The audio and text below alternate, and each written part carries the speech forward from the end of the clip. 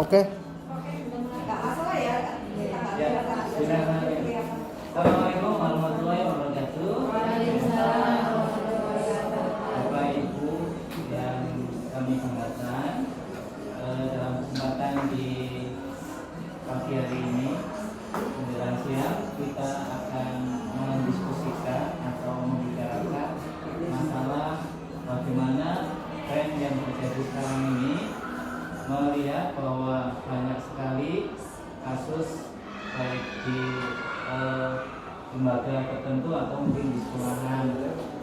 Kita akan mengangkat permasalahan kita adalah bagaimana kita akan mencegah perundungan dimulai dari kelas. Perlu diketahui oleh Bapak Ibu semua bahwa kelas juga merupakan ekosistem pembelajaran yang kita lihat yang paling kecil di sektor di sekolahan, di mana di dalam kelas tersebut ada kelompok masyarakat kelas yang semuanya akan berinteraksi. Nah, di dalam interaksi tersebut ternyata banyak hal yang mengalami permasalahan. Nah, permasalahan yang biasa terjadi adalah konflik secara pribadi maupun secara kelompok. Nah, dari pembahasan itu kita akan mengulas tentang bagaimana perundungan atau sering kita sebut dengan bullying. Perundungan dalam arti secara bahasa diartikan sebagai perilaku tidak menyenangkan, baik secara verbal, fisik ataupun secara sosial psikologis di dunia nyata maupun di dunia maya. Perundungan juga membuat seseorang merasa tidak nyaman, sakit hati, dan tertekan. Bisa juga sampai kepada mungkin trauma yang dilakukan oleh perorangan ataupun kelompok. Jenis-jenis perundungan berdasarkan definisi tadi yaitu antara lain bullying atau perundungan secara fisik, yaitu berkenaan dengan bagaimana fisik dari seseorang yang menjadi korban. Kemudian yang kedua yaitu bullying secara psikis atau secara psikis atau kejiwaan bisa. Nah, bullying secara verbal itu dalam segi bahasa apakah sejenis pelecehan, ucapan atau mungkin menyebut seperti kemarin nama bapaknya atau sesuatu yang tidak baik di dalam tubuhnya. Kemudian bullying secara seksual. Nah, ini bisa juga perlakuan-perlakuan seksual yang mengarah kepada tindak pelecehan. Kemudian cyberbullying menggunakan media sosial berupa mungkin tayangan berupa WhatsApp atau video. Kemudian social bullying itu bisa juga mengucilkan atau membentuk anak itu dikelompokkan atau mungkin tersingkirkan. Cara mencegah perundungan di sekolah. Nah, ini upaya yang harus kita lakukan. Yang pertama, bagaimana perundungan ini menjadi suatu bentuk usaha bersama dari warga kelas maupun bapak ibu yang mengajar di kelas tersebut. Jadi memahami perundungan di lingkungan sekolah artinya bahwa perundungan sangat membahayakan. Dampak yang terjadi pada peristiwa yang selama ini di media massa ada, yaitu sampai bahkan bunuh diri atau sampai ke rumah sakit jiwa. Kemudian mengadakan kegiatan anti perundungan. Kegiatan anti perundungan ini dirahasiakan siapa pelapornya. Nah, kalau sudah masuk pelaporan ini, kita bisa membahas secara bersama. Tindak lanjutnya nanti ada bentuk menindaklanjuti dari laporan-laporan tersebut. Kemudian membuat kebijakan terkait dengan aksi perundungan, yaitu mungkin dibuat aturan seperti penyekoran sanksi atau mungkin kita kerjasama dengan pemerintah setempat, yaitu bisa koramil atau mungkin polsek atau mungkin pemerintah desa di sekitar kita.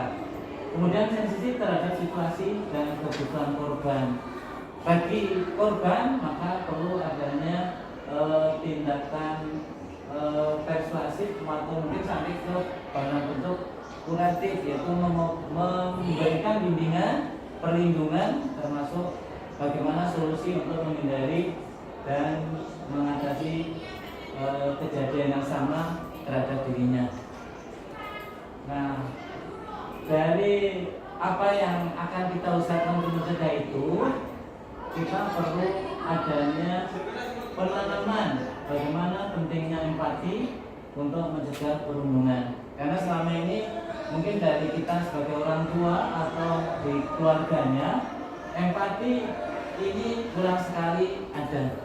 Kalau orang dulu akan kena vibrasi karena nyanyian cengeng, polanya kan kehidupannya cengeng. Nah, sering di kehidupan kita itu orang tua ingin mau menampilkan bahwa dia sebagai power yang harus diturutin.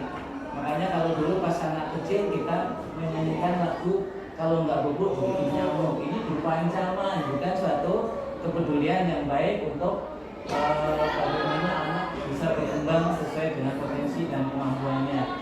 Nah, empati ini adalah kapasitas untuk memahami dan merasakan apa yang dialami orang lain dari sudut pandang mereka, yakni kapasitas untuk menempatkan diri pada posisi orang lain. Jadi kalau di istilah Jawa terpos itu artinya ya. Mengajarkan tadi sejak dini pada anak sangat penting untuk mendapatkan dan mengembangkan kemampuan emosional yang diperlukan saat setelah dia dewasa. Empati merupakan fondasi dari sebuah hubungan yang sehat. Ada sebuah kata bahwa kalau anak dibesarkan dengan cemoohan atau marahan, maka akan menjadi seorang pecundang. Nah, itu makanya kita akan mulai berikutnya tentang identifikasi peserta didik sesuai dengan minat dan tugas perkembangannya. Kalau di bimbingan konseling ini ada tugas perkembangan ya. Antara lain misalnya kita telah mengamati perilaku murid. Ada kesenggangan antara peserta didik laki-laki dan perempuan, ini jelas karena secara fisik kebutuhan laki-laki dan perempuan jelas berbeda. Makanya di sini akan terjadi hal-hal. Kalau laki-laki cenderung memiliki fisik yang kuat, kalau yang perempuan mungkin dalam segi fisiknya lebih lemah. Tetapi kalau dalam segi kerajinan dan kerapian memang jauh berbeda. Karena laki-laki sembrono gitu. Kurang rasa empati, penurunan kesadaran gotong royong pada anak. Nah, empati ini perlu dikembangkan, kita tanamkan sejak awal. Apalagi kalau kita di SMA ini ya memulainya sejak penerimaan siswa baru. Ya, laki-laki dan perempuan, ya, anak perempuan lebih dominan dalam kebersihan kelas, halaman sekolah dan kantor. Sedangkan anak laki-laki suka kegiatan menggunakan motorik kasar, perlu menumbuhkan karakter profil belajar Pancasila. Nah, dari itulah kita akan mengupayakan kegiatan untuk mencegah perundungan dimulai dari kelas. Rencana kegiatan kita antara lain melakukan pemahaman pentingnya empati kepada peserta didik. Jadi tadi sudah melakukan sosialisasi maupun dengan menyebarkan pamflet atau apa namanya ya poster-poster. Nah, kita mengawali mungkin sebelum dalam pembelajaran mengajak ada bentuk kesepakatan, itu juga sangat menarik sekali untuk membuat siswa siap dalam belajar, mengkondisikan anak untuk minat belajar dengan rasa suka, tidak terpaksa, menjelaskan dampak perundungan. Kita bisa mengambil contoh dari kasus yang terjadi di media sosial, yaitu sampai bagaimana dampak perundungan mengakibatkan orang harus ke rumah sakit atau mungkin sampai bunuh diri. Ya, jadi dampaknya cukup fatal sekali. Walaupun mungkin awalnya diawali dari bercanda atau bercanda atau apa itu. Membuat aduan ketika terjadi perundungan.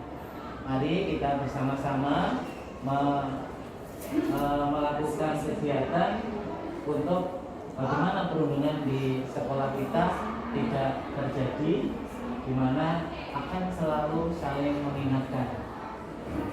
Kemudian tiket bersama untuk menumbuhkan rasa empati. Jadi bagaimana membuat siswa ini bukan orang lain tetapi menjadi keluarga kita yang semuanya ikut merasakan. Kalau anak merasa bermasalah atau mungkin sesuatu hal yang menghambat, kita memberikan bantuan baik secara moral maupun kalau bisa ya materinya juga bisa. Kemudian bermain bola sesuai minat dan bakat peserta didik serta menemukan kerjasama. Jadi kita lebih banyak bertemu langsung, berdialog langsung dengan anak baik berupa permainan maupun dengan melibatkan dalam setiap kegiatan. Dan terakhir membuat kegiatan positif yang berdampak kepada pengendalian penghuninya. Itulah yang bisa kita sampaikan dalam kegiatan ini. Itu salah satu contohnya yang sudah dibuat. Kita tinggal melihat perencanaan selanjutnya. Itu saja, terima kasih. Kalau ada perlu diskusikan, diskusikan. Terima kasih. Assalamualaikum warahmatullahi wabarakatuh. Waalaikumsalam warahmatullahi wabarakatuh.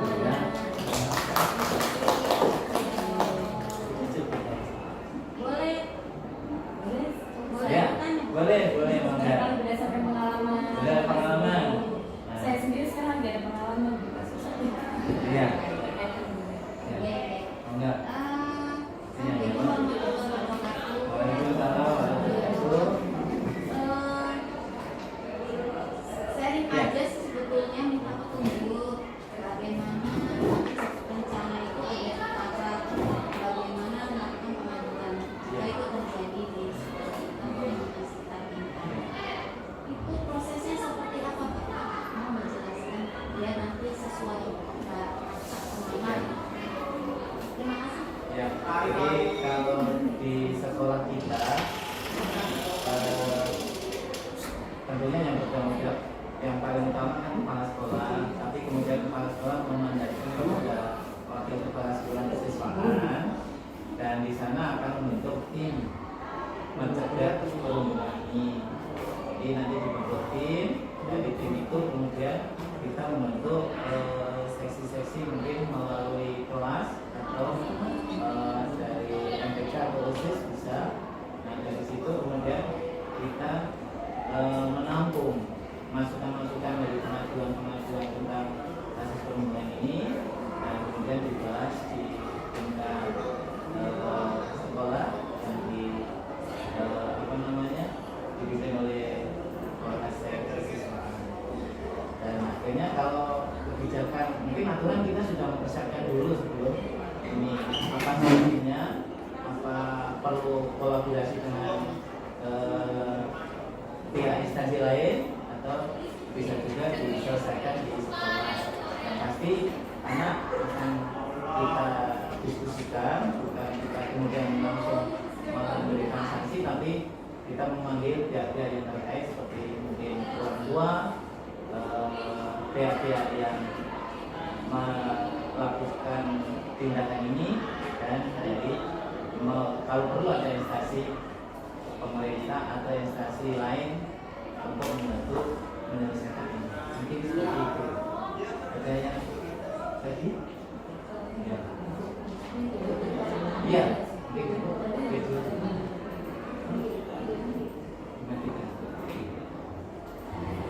Oh enggak.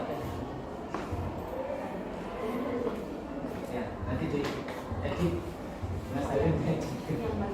Tadi Mas Tata nelpon